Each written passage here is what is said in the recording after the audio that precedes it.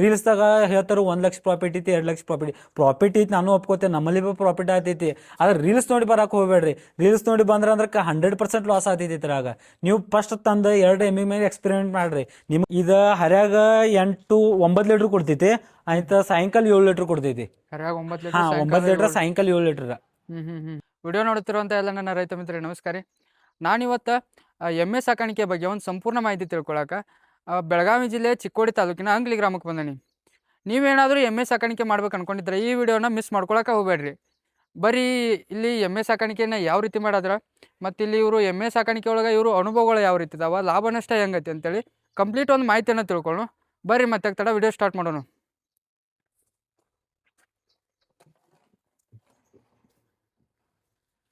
ಅಣ್ಣ ನೋಡ್ರಿ ಇಲ್ಲಿಗ ಹಿಂಡಿ ತರ್ತಾರ. ಅಣ್ಣ ನಮಸ್ಕಾರ ರೀ. ನಮಸ್ತೆ. ತಮ್ಮ ಪರಿಚಯನ ಮಾಡ್ಕೊಡ್ಲ ನಮ್ಮ ವೀಕ್ಷಕರ ಜೊತೆ ಅಣ್ಣ. ನನ್ನ ಹೆಸರು ಪ್ರಸಾದ್ ಮಹಾದೇವ್ ಪಾಟೀಲ್ ರೀ. ನಮ್ಮ ಫಾರ್ಮ್ದಾಗ ಟೋಟಲಿ 20 ಎಮ್ಮೆಗಳಿಂದ ಸ್ಟಾರ್ಟ್ ಮಾಡಿದವ್ರಿ. 20 ಎಮ್ಮೆಗಳದಾವ್ರಿ. ಸ್ಟಾರ್ಟ್ ಮಾಡುವಾಗ ಎಷ್ಟು ಎಮ್ಮೆಯಿಂದ ಸ್ಟಾರ್ಟ್ ಮಾಡ್ರಿ ಅಣ್ಣ ನೀವು? ನಾವು ಸ್ಟಾರ್ಟಿಂಗ್ದಾಗ ಫಸ್ಟ್ ಲೋಕಲ್ ಎಮ್ಮೆಗಳಿಂದ ಸ್ಟಾರ್ಟ್ ಮಾಡಿದ್ದು. ಆದ್ರೆ ಲೋಕಲ್ ಎಮ್ಮೆಗಳು ಹೆಂಗದು ಅವು ಪ್ರೋಡ ಸಾಲ್ವ್ ಆಗಿದ್ದು.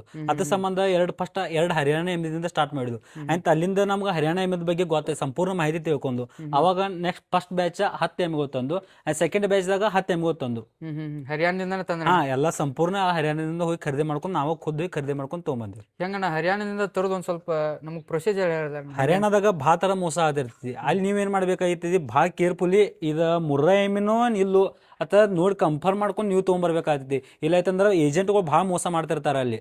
ಅಂದ್ರೆ ನಾವೀಗ ಇದು ಎಮ್ಮೆ ನೋಡಿದಣ್ಣ, ಇದು ಪ್ಯೂರ್ ಮುರ್ರಾ ಅನ್ನಕ ನಮ್ಗೆ ಏನ್ ಹೆಂಗ್ ಗುರ್ತಾ ಹಿಡಿಬೇಕಣ್ಣ ನಾವು? ಮುರ್ರಾ ಎಮ್ಮಿನ ಅಂತ ನಿಮ್ಗೆ ಗೊತ್ತಾಗ್ಬೇಕಂದ್ರೆ ಒಂದ್ ಪೂರ್ಣ ಕೋಡ ಈ ತರ ರೌಂಡ್ ಆಗಿರ್ಬೇಕು. ಅವಾಗ ಮಾತ್ರ ನಿಮ್ ಪೂರ್ಣ ಮುರಾತ ಗೊತ್ತಾಗ್ತೈತಿ. ಮತ್ತೆ ಕೆಚ್ಚಲ್ ಏನು 4 ಮೇಲೆ ಉಳಿದ ಸಮ ಇರ್ಬೇಕವ. ಸಮ ಇದ್ದು ಅಂದ್ರ ಅದು ಮುರ್ರಾ ಎಮ್ಮೆ ಇರ್ಬೇಕು. ಇಲ್ಲ ಐತಂದ್ರೆ ಒಂದ್ ಹೆಚ್ಚ ಕಮ್ಮಿ ಐತಂದ್ರ ಅದು ಮುರ್ರಾ ಎಮ್ಮೆ ಅಲ್ಲ.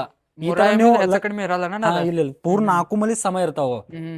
ಅವಾಗ ನಿಮಗ್ ಗೊತ್ತಾಗ್ತೈತಿ ಮುರ್ರಾ ಎಮ್ಮಿನೋ ಅಥವಾ ಇಲ್ಲೋ. ನೀವು ಅಲ್ಲಿ ಚಾಯ್ಸ್ ಮಾಡಿ ತಗೊಂಡಾಗ ಎಷ್ಟು ಸುಲದು ಎಮ್ಮೆ ಚಾಯ್ಸ್ ಮಾಡಿ ತಗೋದಿರಣ್ಣ? ನಾವು ಒಂದೇ ಸುಲ್ದ ಆಲ್ಮೋಸ್ಟ್ ಎಲ್ಲ ಒಂದೇ ಸುಲ್ದನ ಇದಾವ. ಎಲ್ಲ ಒಂದೇ ಸುಲ್ದನ ಇದಾವ. ಮತ್ತೆ ಫಸ್ಟ್ ಇದು ಈಗ ಜಸ್ಟ್ ಹೇಳಿದೈತಿನ ಅದು ಇದೊಂದ ಈ ತರದ ಐತಿ. ಇದು ಉಳ್ಕಿದೆಲ್ಲ ಒಂದೇ ಸುಲ್ದದ ಎಮ್ಮೆಗಳು. ಅಲ್ಲಿ ಇಳಿದ ಎಮ್ಮೆನ ಎಲ್ಲ ಇದ್ದಿದ್ದು ಎಮ್ಮೆ ಪ್ರತಿದಿನ 4 ಟೈಮ್ ಹಾಲ್ ನೋಡಿ ಆಯ್ತ ನಾವು ಖರೀದಿ ಮಾಡ್ತೀವಿ. ದಿನಕ್ಕೆ 4 ಸಲ ಹಾಲಣ್ಣ? ದಿನಕ್ಕಲ್ಲ, ಟೋಟಲಿ 4 ಸಲ ಹಾಲು ನೋಡ್ತೀವಿ. ಒಂದೇ ಸಲ ಹಾಲು ನೋಡಿತಂದ್ರೆ ಹೆಂಗೈತಿ, ಅವ್ರು ಹಾಲು ತಡಿಸಿ ಇಡ್ತಾರ. ಆಯ್ತು, ಅವಾಗ ನಮ್ಗೆ ಹಾಲು ಹೆಚ್ಚಕಂತಾವ. ಅದಕ್ಕೆ ಏನ್ ಮಾಡೋದು, 4 ಸಲ ಹಾಲು ನೋಡಿ ನಾವು ಖಾತ್ರಿ ಮಾಡ್ಕೊಂಡು ಎಮ್ಮೆ ಗೊತ್ತಂದ್ರೆ ಭಾಳ ಚಲೋ. ಖಾತ್ರಿ ಮಾಡ್ಕೊಂಡು ಎಮ್ಮೆ ಯಾವ್ಯಾವ ರೀತಿ ಮೇವು ಹಾಕ್ತಿರಿ ಇವಕ್ಕೆ? ಮೇವ ನಾವು ಪ್ರತಿದಿನ 2 ಟೈಮ್ ಮೇವು ಕೊಡ್ತೇವೆ. ಬೆಳಿಗ್ಗೆ 3 ಗಂಟೆ ಕೊಟ್ಟು ಅಂದ್ರೆ ಸಾಯಂಕಾಲ 3 ಗಂಟೆಗೊಮ್ಮೆ 2 ಟೈಮ್ ಮೇವು ಕೊಡ್ತೇವೆ. ಆ ಮೇವದಾಗ ಏನ್ ಮಾಡ್ತೇವೆ, ನೇಪಿಯರ್, ಮೆಕ್ಕೆಜೋಳ ಮತ್ತು ಕಡಬ ಕುಟ್ಟಿ ಮಾಡಿದ್ದ ಈ ಒಣ ಮೇವು ಇರ್ತೈತಿ. ಇದು ಒಣ ಮೇವು. ಇವು 3 ಮಿಕ್ಸ್ ಮಾಡಿ TMR ಗತ್ಲೆ ಮಾಡಿ ಅವಕ್ಕ 2 ಟೈಮ್ ಮೇವು ಕೊಡ್ತೇವೆ ನಾವು. 2 ಟೈಮ್ ಮೇವು ಕೊಡ್ತೀವಿ. ನಮ್ ಕಡೆ ಏನ್ ಮಾಡ್ತಾರೋ ಜನ, ಎದ್ ನೀತಿ ಅಂದ್ರೆ ಕಂಟಿನ್ಯೂ ಒಟ್ಟು ಮೇವು ಹಾಕೋತಿರ್ತಾರ. ದಾವಣಿ ಖಾಲಿ ಐತೆ ಅಂದ್ರೆ ಮುಗಿದ್ ಮತ್ ಮೇವು ಹಾಕೋತಾರ. ಅದರಿಂದ ಏನಾಯ್ತಿ, ನಮ್ ಶ್ರಮನ ಹೆಚ್ಚೋತಿ. ಖರೆ ಅದರಿಂದ ಶಗನ ಹೆಚ್ಚಾತೈತಿ. ಖರೆ ಯಾವ್ದೋ ಹಾಲು ಹೆಚ್ಚು ಮಾಡೋಲ್ಲ.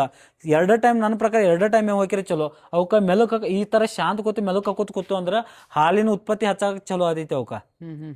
ನಮ್ ಕಡೆ ಏನ್ ಮಾಡ್ತಾರಣ, ಒಟ್ಟು ಎಮ್ಮೆ ಎದ್ದಿತ್ತು ದಾವಣಿ ಖಾಲಿ ಕಳಿತು. ಅಪ್ಪ ಒಮ್ಮೆ, ಅವ್ವ ಒಮ್ಮೆ, ಅಣ್ಣ ಒಮ್ಮೆ, ತಮ್ಮ ಒಮ್ಮೆ ಅನ್ಕೋ ಎಲ್ಲರೂ ಜರ ಮೇವು ಹೋಗಿತಾರ. ಅದ್ರ ಮೇವು ಖಾಲಿ ಆಯ್ತೈತಿ, ಮತ್ತೆ ಶಗನ್ ಹೆಚ್ಚಾಗ್ತೈತಿ. ಖರೆ ಹಾಲಾಗ ಯಾವುದೇ ತರದ ಇದ್ನಾಗೋಲ್ಲ, ಹೆಚ್ಚಾಗೋಲ್ಲ. ಅದಕ್ಕೆ 2 ಟೈಮ್ ಮೇವು ಹಾಕೋದು ರೂಢಿ ಇಟ್ಕೊಂಡ್ರೆ ಚಲೋ ನನ್ನ ಪ್ರಕಾರ. 2 ಟೈಮ್ ಮೇವು. ಅದಕ್ಕೆ ಮೆಲಕ್ ಹಾಕೋಕೆ ಟೈಮ್ ಸಿಗಬೇಕು. ಮುಸ್ರಿ ಎಷ್ಟು ಟೈಮ್ ಹಾಕ್ತಿರಣ್ಣ? ನಾವು ಮುಸ್ರಿ ಬಿ 2 ಟೈಮ್ ಹಾಕ್ತೇವೆ. ಅದ ಮೇವು ಹಾಕಿದ್ರೆ ಮುಸ್ರಿ? ಮೇವು ಫಸ್ಟ್ ಮೇವು ಹಾಕಿದ್ಮೇಲೆ ಅದ್ರ ಮ್ಯಾಗ ಮುಸ್ರಿ ಹಾಕಿದ್ವು ಅಂದ್ರೆ ಅವು ಸಂಪೂರ್ಣ ಮೇವು ಸ್ವಚ್ಛ ಒಡತಿಂದ ಎಲ್ಲ ಸ್ವಚ್ಛ ಇರ್ತಾವ. ಮುಸ್ರಿದಾವ್ ನಾವೇನ್ ಮಾಡ್ತೇವು, 2 ಟೈಮ್ ಮುಸ್ರಿ ಇಡ್ತೇವು ಮೇವು ಕೂಡೇನ. ಅತ್ರ ನಾವೇನ್ ಮಾಡ್ತೇವು, ಹತ್ತಿ ಕಾಳದ ಹಿಂಡಿ ಹಾಕಿರ್ತೇವು. ಮತ್ತೆ ಇದ ಗೋಧಿದ ಬುಸ್ಸ ಐತಿ, ಈ ಬುಸ್ಸ ಮತ್ತೆ ಕಡ್ಲಿ ಹೊಟ್ಟ, ಇವ 3 ಮಿಕ್ಸ್ ಮಾಡಿ ಪ್ರತಿ ಎಮ್ಮಿಗೆ 3 ರಿಂದ 3.5 kg ಆಗಲಿ. ಅಥವಾ ಹಾಲು ಕೊಡು ಎಮ್ಮೆಗಳು ಸ್ವಲ್ಪ ಹೆಚ್ಚ, ಹಾಲು ಕಮ್ಮಿ ಕೊಡು ಎಮ್ಮೆಗಳು ಸ್ವಲ್ಪ ಕಮ್ಮಿ. ಈ ತರ ನಾವು 2 ಟೈಮ್ ಅವಕ್ಕೂ ಮುಸ್ರಿ ಇಡ್ತೇವೆ. ಅಂದ್ರೆ ಈಗ ಎವರೇಜ್ ಒಂದು 10 ಲೀಟರ್ ಹಾಲು ಕೊಡ್ತೈತೆ ಅಂತ ಅನ್ಕೋರೇಣ.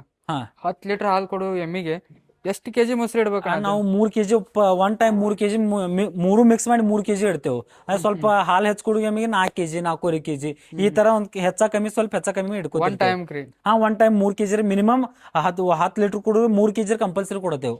ನೆನೆಸಿ ಇಡ್ತೀರ? ಸಂಪೂರ್ಣ 3 ಮಿಕ್ಸ್ ಮಾಡಿ ನೆನೆಸಿ ಅಲ್ಲಿ ಮಾಡಿ ಇಡೀವಿ ನೋಡ್ರಿ. ಆ ತರ ಯಾವ ತರ ಆಗ್ಬೇಕದ?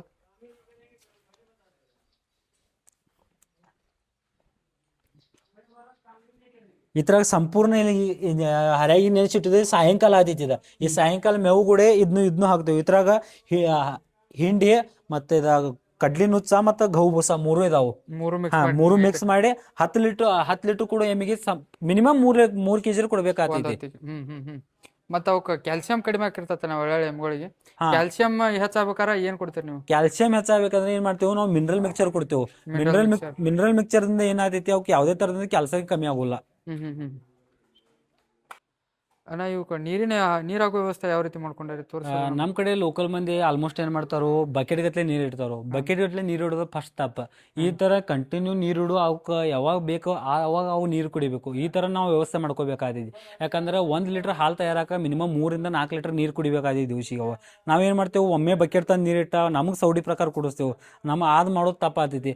ಅವಕ್ಕೆ ಯಾವಾಗ ಬೇಕೋ ಅವಾಗ ಕುಡಿದ್ರೆ ಅವು ಹಾಲಿನ ಇಳುವರಿ ನಾವು ಹೆಚ್ಚು ಮಾಡ್ಕೋಬಹುದು. ಇದ್ರಾಗ ಹಾಲಿನ ಇಳುವರಿ ಈಗ ನೀವು ಯಾವ ರೀತಿ ಇಲ್ಲಿ ಹಾಲ್ ಸಿಸ್ಟಮ್ ಕಂಟಿನ್ಯೂ ಹಾಲ್ ಕೈ ತಿರುಗಿ ಬಿಟ್ಟು ಅಂದ್ರೆ ಇವಕ್ಕೆ ಕಂಟಿನ್ಯೂ ನೀರ್ ಬೀಳ್ತಿರ್ತಾವು. ಅವಕ್ಕೆ ಯಾವಾಗ ನೀರ್ ಬೇಕು ನೋಡ್ರಿ ಅವು ನೀರು ಕುಡ್ಕೋತಿರ್ತಾವ.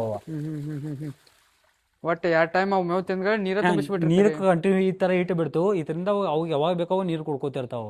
ಅಲ್ಲಿ ಹರಿಯಾಣಕ್ಕೆ ಹೋಯ್ತಂದ್ರೇನ ಒಂದ್ ಎಮ್ಮಿಗೆ ಎಷ್ಟು ಪ್ರೈಸ್ ಅಂತ ಬಿದ್ದಾವ? ಏನು ಬಲ್ಕ್ ಆಗಿ ಆರ್ಡರ್ ಹಿಡಿದ್ರು ನೀವು ಅಲ್ಲಿ? ನಾವೆಲ್ಲ ಬಲ್ಕ್ ಆಗಿ ಆರ್ಡರ್ ಹಿಡಿದೆವು.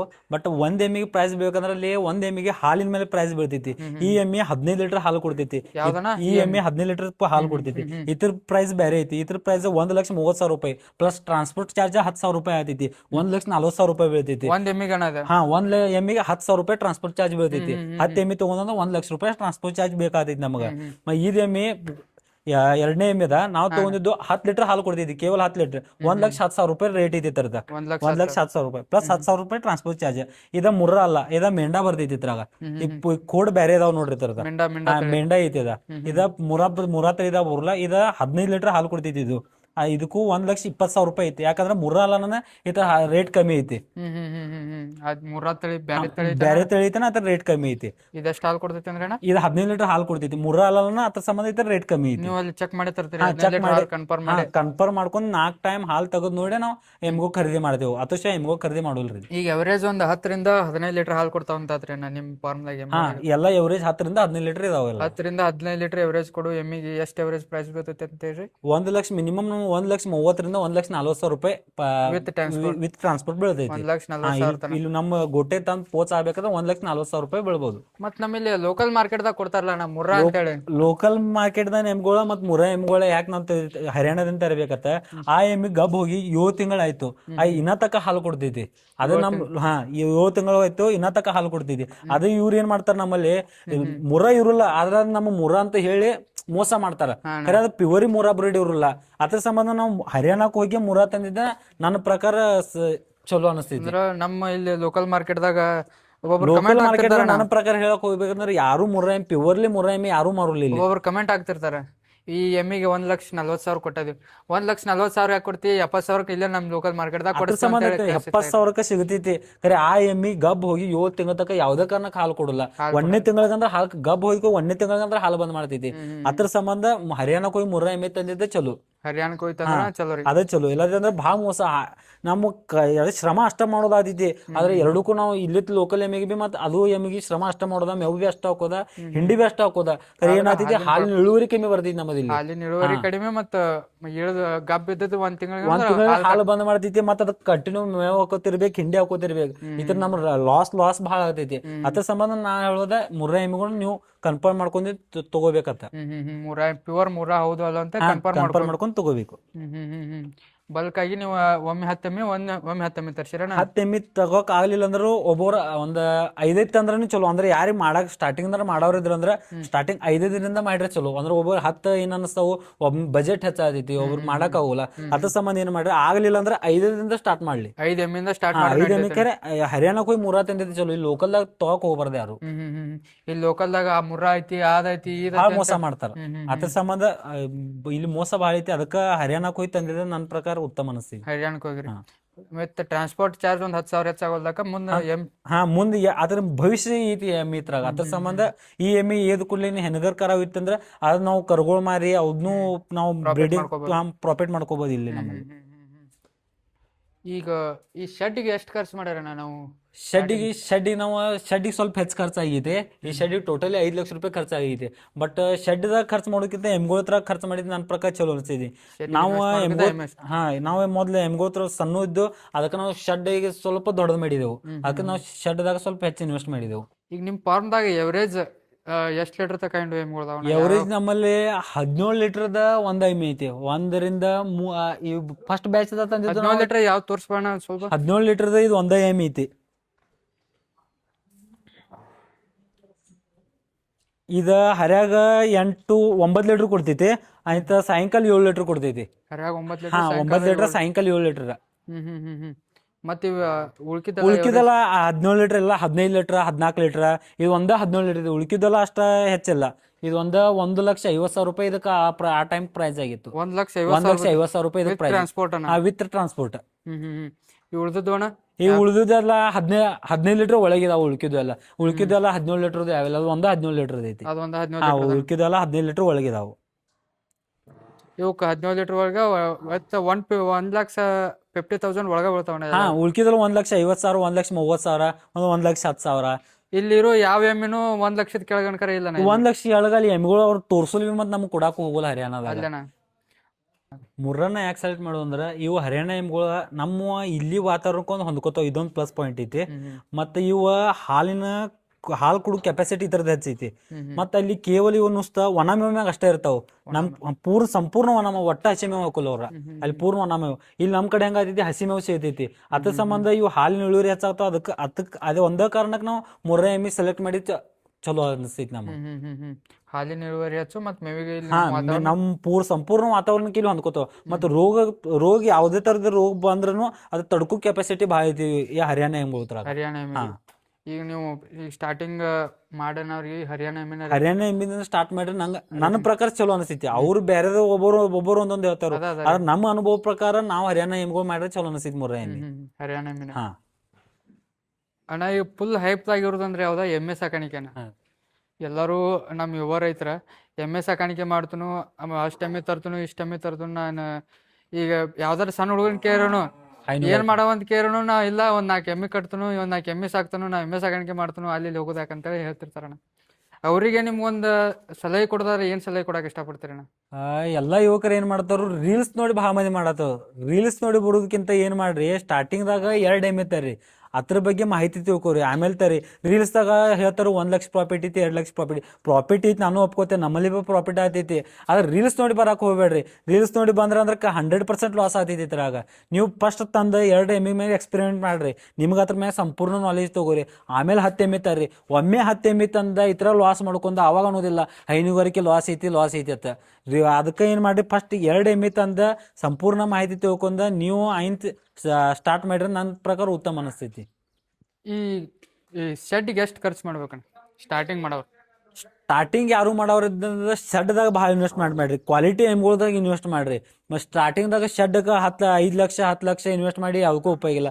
ಅದ ಅಮೌಂಟ್ದಾಗ ಮತ್ತೊಂದು 2 ಎಮ್ಮೆ ಚಲೋ ತಳಿ ಎಮ್ಮೆ ತಂದ್ರೆ ನೀವು ಅದರ ರಕಲೆ ಮತ್ತು ಶೆಡ್ ಇಂಪ್ರೂವ್ ಮಾಡ್ಕೋಬೋದು. ಬಟ್ ಹಿಂದಾಡ್ಸಿ ನಾವು ಎಮ್ಗಳು ತರಕ್ಕೆ ಉಪಯೋಗ ಇದನ್ನಾಗೋಲ್ಲ. ಅದಕ್ಕೆ ಮೊದಲು ಎಮ್ಮೆ ಕ್ವಾಲಿಟಿ ತೊಗೋರಿ, ಆಮೇಲೆ ಶೆಡ್ ಇಂಪ್ರೂವ್ ಮಾಡ್ಕೋರಿ. ಈ ಸ್ಟಾರ್ಟಿಂಗ್ ಮಾಡೋರು ಈಗ ಶೆಡ್ಡಿಗೆ ಜಾಸ್ತಿ ಖರ್ಚು ಶೆಡ್ಡಿಗೆ ಒಟ್ಟು ಖರ್ಚು ಮಾಡ್ಬೋದು. ಎಮ್ಮಿ ಬ್ರ್ಯಾಂಡೆಡ್ ಎಮ್ಮಿ ತಂದು ಅತ್ರ ನಾವು ಎಮ್ಮಿ ತರ 4 ರೂಪಾಯಿ ಹಾಕಿದ್ವು ಅಂದ್ರೆ ಅದರಿಂದ ರೊಕ್ಕ ಊಟಾಸ್ ಮಾಡಿ ಅವಾಗ ನಾವು ಶೆಡ್ ಇಂಪ್ರೂವ್ ಮಾಡ್ಕೋಬಹುದು. ಈಗ ನಾವು ಸ್ಟಾರ್ಟಿಂಗ್ ನೀವು ಆಗ ಹೇಳಿರಿ ನೀವು ಹರಿಯಾಣದಿಂದ ಎಮ್ಮಿ ತಂದಾರಿ ಅಂತೇಳಿ. ಈಗ 1-2 ಸಾಕ್ಬೇಕು ಸ್ಟಾರ್ಟಿಂಗ್ ಮಾಡೋರು ಅಂತ ಹೇಳ್ರಿ. ಅಂದ್ರೆ ಈಗ 1-2 ತೊಗೊಂಬರೋರು ಈಗ ಚಲೋ ಕ್ವಾಲಿಟಿ ಎಮ್ಮಿ ಎಲ್ಲಿ ತರ್ಬೇಕಣ್ಣ? ಚಲೋ ಕ್ವಾಲಿಟಿ ಎಮ್ಮಿ ಹಂಗೆ ನೋಡಕ್ ಹೋಯ್ತಂದ್ರೆ ಇಲ್ಲಿ ಲೋಕಲ್ದಾಗ ಫಸ್ಟ್ ಲೋಕಲ್ ಎಮ್ಮಿ ಗೊತ್ತಿಲ್ಲ ಐತಂದ್ರೆ ಲೋಕಲ್ ಎಮ್ಮಿಗಳಿಂದ ಸ್ಟಾರ್ಟ್ ಮಾಡಲಿ. ಆಮೇಲೆ ಬೇಕಾದ್ರೆ 2 ತರಬೇಕಾದ್ರೆ ಇಲ್ಲಿ ಆಲ್ಮೋಸ್ಟ್ ಹುಬ್ರಿದಾಗ ಮಾರ್ತಾರೋ. ಬಟ್ ಅಷ್ಟೇ ನಂಗೂ ಪಕ್ಕ ಗೊತ್ತಿಲ್ಲ. ಇಲ್ಲ ಐತಂದ್ರೆ ಒಂದು 3-4 ಮಂದಿ ಕೂಡಿಸಿ ಹೋಗಿ ನಾವು ತೊಗೊಂಬರ್ಬೋದು ಯುವಕರು ಹೋಗಿ. ಅಂದ್ರೆ ನಮ್ಗೆ ಆಗುಲ್ಪ, ನಾವು 10 ಎಮ್ಮೆ ತರಕಾಗುಲ್ಲ. ಒಂದು 3-4 ಮಂದಿ ಹೋಗಿ ಹರಿಯಾಣಕ್ಕೆ ಹೋಗಿ ಒಂದು 10 ಎಮ್ಮೆ ಗೊತ್ತಂದ್ರೂ ಅದಕ್ಕೆ ಖರ್ಚು ಕಮ್ಮಿ ಆಗ್ತೈತಿ, ಎಲ್ಲ ಕಮ್ಮಿ ಬೀಳ್ತೈತಿ. ಅಲ್ಲಿ 4 ಮಂದಿ ಹೋಗಿ ತೊಗೊಂಬರ್ತಾರೆ. ರೋಗಗಳು ಯಾವ ರೀತಿ ಬರ್ತಾವ? ಎಮ್ಮೆ ಸಾಗಾಣಿಕೆ ವಿಶೇಷ ರೋಗಗಳು ಬರೋದು ಕಮ್ಮಿ. ಅದ್ರಾಗೂ ರೋಗಗಳು ಬಂದ್ರೆ ಒಂದ್ ಹತ್ರ ಕಾಲ್ಬ್ಯಾನಿ ಬರ್ಬೋದು, ಬಾಯ್ಬ್ಯಾನಿ ಬರ್ಬೋದು. ಕೆಚ್ಚಲ ಬಾವು ಬರೋದಂತೂ 90% ಇವು ಕಮ್ಮಿ. ಅದಕ್ಕೆ ನಾವೇನ್ ಮಾಡ್ತೇವೆ, ರೋಗಗಳು ಬರಬಾರಂತ ವರ್ಷದಾಗ ಒಂದ್ಸಲ ಎಲ್ಲಕ್ಕೂ ವ್ಯಾಕ್ಸಿನೇಷನ್ ಮಾಡಿಸಿರ್ತೇವೆ. ಯಾವ ವ್ಯಾಕ್ಸಿನೇಷನ್? ಕಾಲ್ಬ್ಯಾನಿ ಬಾಯ್ಬಾಣಿ ಹಾ ಕಾಲ್ಬ್ಯಾನಿ ಬಾಯ್ಬಾನಿ ಬರಬಾರ ಅಂತ ಗೋರ್ಮೆಂಟ್ ದಿಂದ ವೆಟರ್ನರಿ ಡಾಕ್ಟರ್ ಬಂದ ಅವ್ರ ಬಂದ್ ಮಾಡಿ ಹೋಗ್ತಾವ್ರು. ನಾವು ಪ್ರೈವೇಟ್ ದಿಂದ ಮಾಡ್ಸೋಲ್ಲ, ಗೋರ್ಮೆಂಟ್ ದಿಂದ ಮಾಡ್ಸಿರ್ತೇವೆ.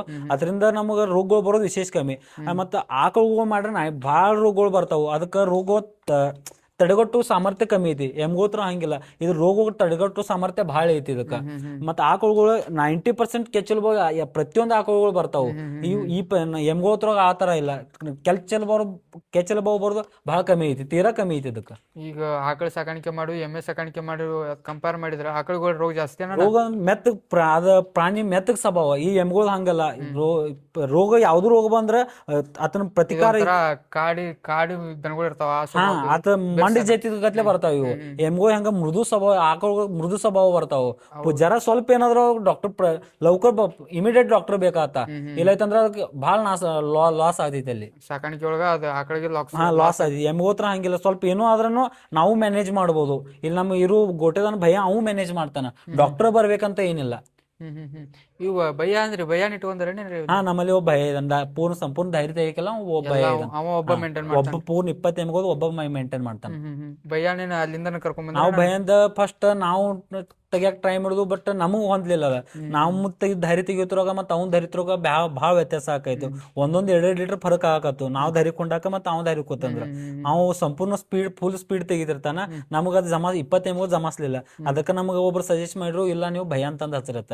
ಅವಾಗ ನಾವು ಭಯ ಅಂತ ತೊಗೊಂಬಂದು ಭಯಂದ ಅಲ್ಲಿ ಹೋಗಿ ಎಲ್ಲಿ ತಂದ್ರಿ? ಅಲ್ಲಿ ಬಿಹಾರದಿಂದ ಅವ್ನ್ ತರಿಸಿದೇವ್ರಿ. ಬಿಹಾರದಿಂದ. ಏನ್ ಫರ್ಕ್ ಆಕತ್ರಿ? ನಾ ಈ ಹಾಲ್ ಕರಿದ್ರ ಫರ್ಕ್ ಆಕತಿ? ಅವ್ ಹಾಲ್ ಕರಿಯೋದಂದ್ರ ಅವ್ನ್ ಕರಿಯೋ ಸ್ಪೀಡ್ಕ ನಮ್ ಕರಿಯೋ ಸ್ಪೀಡ್ಕ ಭಾಳ ವ್ಯತ್ಯಾಸ ಐತಿ. ನಾವು 2 ಎಮ್ಮೆ ಧೈರ್ಯ ತೆಗಿತಾರ, ಅವ್ 4 ರಿಂದ 5 ಎಮ್ಮೆ ಧೈರ್ಯ ತೆಗೆದು ಮುಗಿಸಿರ್ತಾನ ಅದರ್ ಟೈಮ್ ಸೇಮ್ ಟೈಮ್ದಾಗ. ಅದಕ್ಕ ಮತ್ತ ಇವು ಸ್ಪೀಡ್ ತೆಗದಂದ್ರ ಹಾಲ್ ಸ್ವಲ್ಪ ಹೆಚ್ಚು ಕೊಡ್ತಾವು. ನಾವು ಎಕ್ದಮ್ ಸ್ಲೋ ತೆಗಿತೇವ್, ನಮಗ ಅದು ಹೊಂದ್ಲಿಲ್ಲ. ಅದಕ್ಕ ನಾವ ಭಯನೇ ಇಟ್ಟು ಅದರಿಂದ. ಅವ್ರೇನ್ ಕಂಪ್ಲೀಟ್ ಈಗ ಅವ್ ಶಗಣ ತೆಗದಿಂದ ಹೇಳದ ಎಲ್ಲಾ ಕೆಲಸ ಪೂರ್ಣ ಗೋಟೆದಿಂದ ಎಲ್ಲಾ ಕೆಲಸ. ಬೆಳಿಗ್ಗೆ 3 ಗಂಟೆಗೆ ಹೇಳ್ತಾನ. 3 ಗಂಟೆಗೆ ಎದ್ದ ಫಸ್ಟ್ ಮೊದ್ಲೆಲ್ಲ ಇದಕ್ಕ ಮೇವ ಪ್ಲಸ್ ಹಿಂಡಿ ಹಾಕ್ತಾನ. ಆಯ್ತು ಹಾಕಿದ ಕೂಡ್ಲೆ ಆಯ್ತು ಶಗನ ಎಲ್ಲ ತಕೊಂಡ್ ಆಯ್ತು ಆಮೇಲೆ ದಾರಿ ಕುಂತಾನ. ಅವಾಗ ನಮ್ಗೆ 6 ಗಂಟೆಗೆ ಅಂದ್ರ ಅವ್ಗ ದಾರಿ ಹಾಲ್ ತಗದ್ ಎಲ್ಲ ತಯಾರು ಮಾಡಿ ಇಟ್ಟಿರ್ತಾನ. ಈಗ ನಾವಿಲ್ಲಿ ಲೋಕಲ್ ಕೆಲಸದವ್ರನ್ನ ಹಚ್ಚೋಕಿಂತ ಅವ್ರ ಹಚ್ಚೋದಕ್ಕ ಭಾಳ ಫರ್ಕ್ ಬರ್ತದೆ. ಲೋಕಲ್ ಕೆಲಸದವ್ರನ್ನ ಹಚ್ಚೋದಂದ್ರ ಏನಾಗ್ತೈತಿ, ಲೋಕಲ್ದವ್ರ ಮಾಡ್ತಾರ, ಅವ್ರೇನ್ ಮಾಡ್ಲಂತ ಇಲ್ಲ. ಅವ್ರದ್ ಹೆಂಗ ಈಗ ಜಾತ್ರೆ ಬತ್ತು, ಹಬ್ಬ ಬತ್ತು, ತಿಥಿ ಬತ್ತು, ಎಲ್ಲಕ್ಕೂ ಸುಟ್ಟಿ ಮಾಡ್ತಾರ. ಅವಾಗ ನಾವು ಮತ್ ನಾವು ಮಾಡ್ಬೇಕಾಗ್ತೈತಿ. ಮತ್ ಮನ್ಯಾನವ್ರು ಬಿ ಮಾಡ್ಬೇಕಾಗ್ತೈತಿ. ಅದಕ್ಕೆ ಅವ್ ತಂದ್ರ ಒಂದು ಬಂದಂದ್ರ ಒಂದ್ ವರ್ಷ ತಕ ಎಲ್ಲೇ ಹೋಗಲ್ಲ ಅವ. ಒಂದ್ ವರ್ಷ ಆದ್ಮೇಲೆ 2 ತಿಂಗಳು ಬೇಕಾದ್ರೆ ಮತ್ ಹೋಗಿ ಮತ್ ಅವ ಬರ್ತಾನ. ಆ ಟೈಮ್ ಅದ್ರ ಸಂಬಂಧ ಇಲ್ಲಿ ಅವು ಭಯ ನೀಟ್ರ ಚಲೋ. ಲೋಕಲ್ದವ್ರ ಸುಟ್ಟಿನ ಭಾಳ ಮಾಡ್ತಾರ ಅದ್ರಾಗ. ಈಗ ಎವರೇಜ್ ಅವ್ರಿಗೆ ಪೇಮೆಂಟ್ ಕೊಡ್ಬೇಕಾದ್ರೆ ಭಯಗಳು ಎಷ್ಟು ಪೇಮೆಂಟ್ ತಗೋಬೇಕು? ಎವರೇಜ್ ಪೇಮೆಂಟ್ 10 ಎಮ್ಮಿಗೆ ಅವ್ರಿಗೆ ಬರೋಬ್ಬರ 15,000 ಪೇಮೆಂಟ್ ಐತಿ. ನಮ್ಗೆ ಟೋಟಲ್ 20 ಇದಾವನ್ನ ಅವ್ರಿಗೆ 30,000 ಪೇಮೆಂಟ್ ಕೊಡ್ತೇನೆ ನಾವು. 10 ಎಮ್ಮಿಗೆ 15,000 ಪೇಮೆಂಟ್ ಕೊಡ್ತೀವಿ. ಮತ್ತೆ ಊಟ ಎಲ್ಲ ಅವ್ನ್ ಮಾಡ್ಕೋತಾನ, ಸಂಪೂರ್ಣ ಎಲ್ಲ ಅವ್ನ್ ಮಾಡ್ಕೋತಿರ್ತಾನ.